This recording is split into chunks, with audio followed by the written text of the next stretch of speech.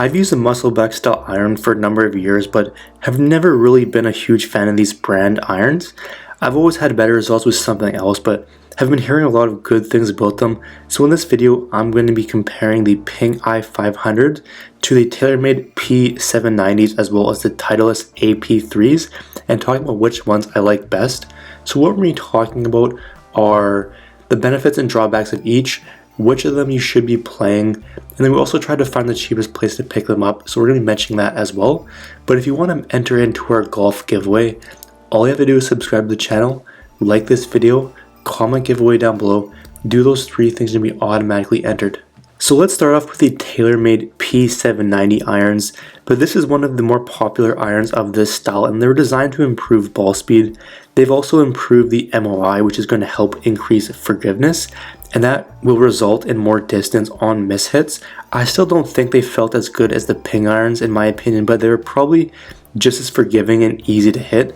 They were much easier and more forgiving to hit than the AP3s in my opinion. The distance consistency off these irons was awesome, and even toe or heel shots went a good distance. The amount of spin on them was very close to the other two irons. The distance was a little more than the AP3s, and the forgiveness was just as good as the Ping. So overall, everything was pretty solid with these irons. So let's move over to the Titleist AP3 irons. So this iron is designed to be somewhere between the AP1 and AP2 irons. So an AP1 is a nice and forgiving, and it goes a long way, but it's a little bit too big and bulky for a lot of golfers. And AP2 is pretty much the opposite, so it's pretty small, and as a lot of golfers find them pretty tough to hit consistently. The AP3 is somewhere in the middle and was made to increase ball speed, have forgiveness, go a long distance, and have the ability to stop the ball on the green. Personally, I like the AP3 a lot more than either of the previous models. But if you do like a classic blade style iron, then you might find these a little bit big, but they're really not that bad, and they're all the size that I like myself. There have been a number of tour players using these irons as well, so they must be pretty decent if other people are using them.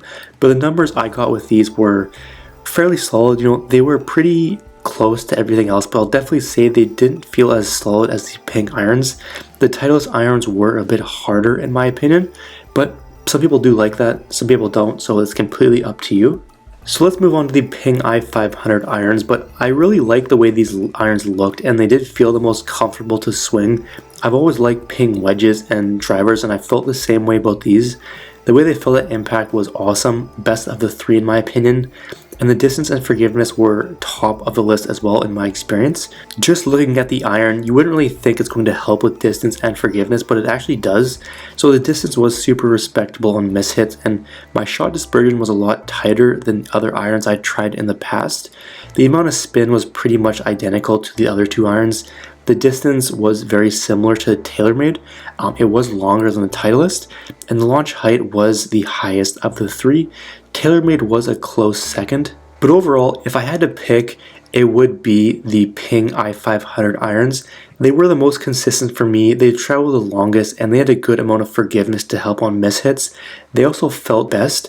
I'm not saying they're going to be best for you because they might not be, but it's always a good idea to try them out for yourself. But I will say these irons aren't my favorite overall, and they aren't even my favorite Ping irons. But if you do want to see my current favorite irons of this year, you can check out the link in the description down below.